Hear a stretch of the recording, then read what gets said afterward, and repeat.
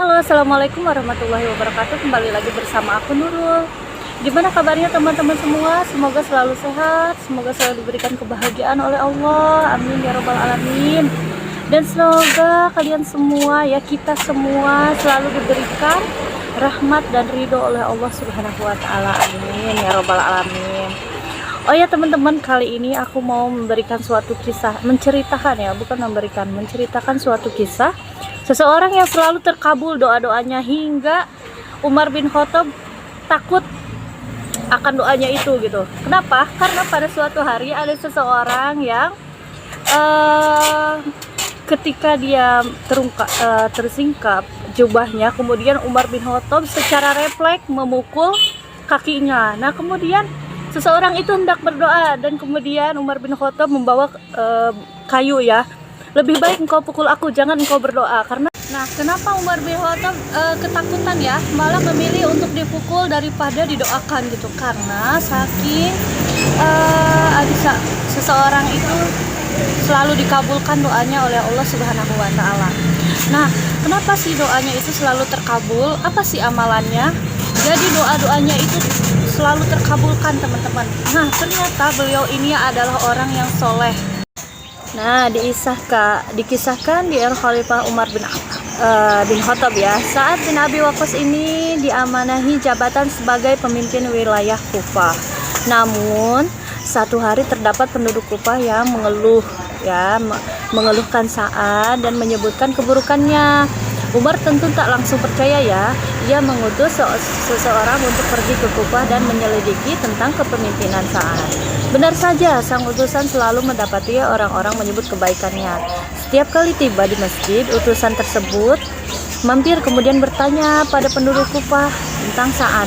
Tak ada satupun masjid yang dilewati dan didatanginya kecuali semua orang mengagumi kebaikan-kebaikan Sa'ad. Nah, hingga kemudian si utusan tiba di sebuah masjid milik Bani Abbas ya.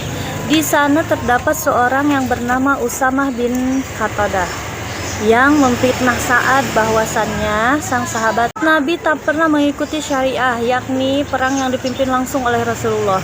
Usamah juga menuduh bahwasannya Sa'ad tak pernah adil dalam pembagian dan menetapkan hukuman dengan batil. Nah, sampailah kabar fitnah Usamah itu ke telinga Sa'ad bin Abi Waqqas. Ia pun kemudian berkata, demi Allah, aku benar-benar berdoa untuk 3 hal.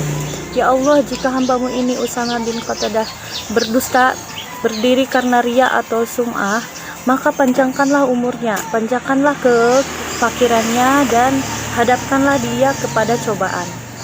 Sang perawi yakni Abdul Malik bin Umair berkata, setiap kali Usamah bin Qatadah ditanya bagaimana keadaanmu, dia menjawab, aku adalah orang tua yang telah terkena doanya Sa'ad bin Abi Waqqas. Abdul Malik lalu berkata, setelah itu aku melihatnya buta karena tua. Nah, bagaimana doa Sa'ad oleh Allah? Kisah ini tercantum ya teman-teman dalam kitab Al-Mustadrak.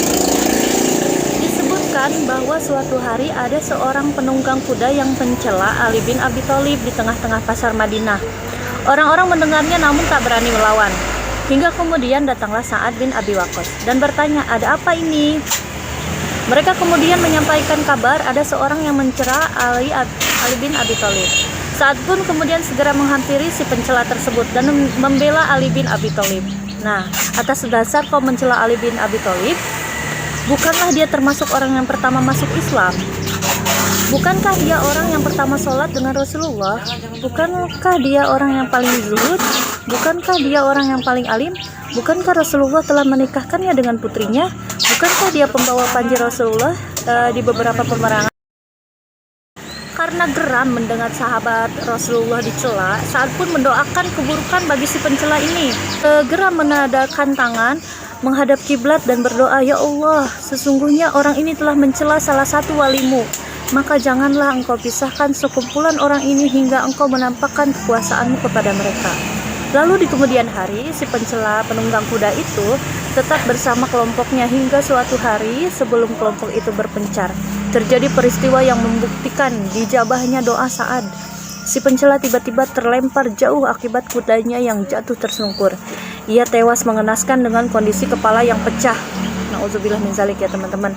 Nah, Apa yang membuat doamu mudah dikabulkan dibandingkan para sahabat? Tanya sahabat-sahabat ya.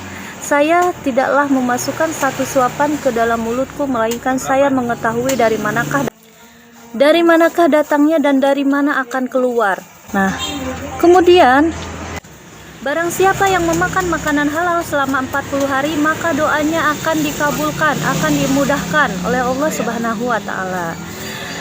Dan Yusuf bin Asbat berkata, telah sampai pada kami bahwa doa seorang hamba tertahan di langit karena sebab makanan yang jelek atau makanan yang haram yang ia konsumsi. Nah, bahaya makanan haram, ada kalanya seorang muslim bersungguh-sungguh dalam melakukan amal soleh, akan tetapi ia memandang remeh dan kurang peduli dengan masalah mengkonsumsi harta yang haram. Padahal akibatnya sangat fatal. Orang seperti ini akan rugi di dunia juga di akhirat. Dari Nabi Muhammad SAW. Wahai sekalian manusia, sesungguhnya Allah itu thayyib, baik. Allah tidak akan menerima sesuatu melainkan dari yang thayyib. Dan sesungguhnya Allah telah memerintahkan kepada orang-orang mukmin seperti yang diperintahkannya kepada para rasul. Nah, firman-Nya, wahai para rasul, makanlah makanan yang baik-baik atau halal dan kerjakanlah amal soleh. Sesungguhnya aku Maha mengetahui apa yang kamu kerjakan. Dan Allah juga berfirman, wahai orang-orang yang beriman, makanlah rezeki yang baik yang telah kami rezekikan kepadamu.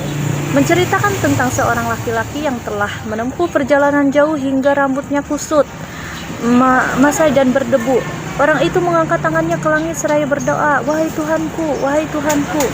Padahal makanan dari barang yang haram, minumnya dari yang haram, pakaiannya dari yang haram, dan diberi makanan dari yang haram, maka bagaimanakah Allah akan memperkenankan doanya? Oleh sebab itu, sedekah dari harta yang haram akan tertolak. Nah, dari sini kita dapat belajar gitu ya, bagaimana cara doa kita agar tidak tertolak, agar selalu dikabulkan oleh Allah Subhanahu wa taala, yaitu dengan cara kita pertama diawali dari makan ya.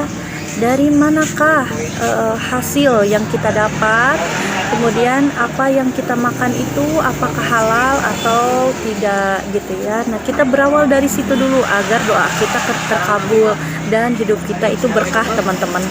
Oke, itu saja yang bisa aku ceritakan untuk vlog kali ini ya. Semoga kita semua dilindungi dari sifat-sifat yang dosa gitu dan riba. Assalamualaikum warahmatullahi wabarakatuh.